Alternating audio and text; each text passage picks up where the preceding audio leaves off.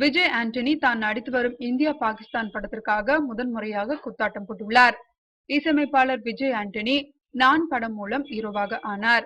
அந்த படத்தில் அவர் சீரியஸான கதாபாத்திரத்தில் நடித்தார்.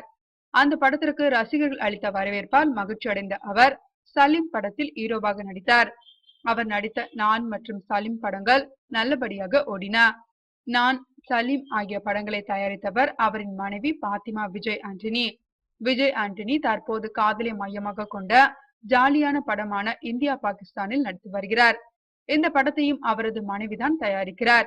இந்த படத்தில் முதன் முறையாக விஜய் ஆண்டனி குத்துப்பாட்டிற்கு ஆடியுள்ளார். அவர் குத்தாட்டம் போட்ட வீடியோ வெளியாகியுள்ளது. ஒரு பொண்ணை பார்த்த மாமா என்ன கொன்னு புட்டா மாமா என்று துவங்கும் அந்த பாடலுக்கு அவர் குத்தாட்டம் போட்டுள்ளார்.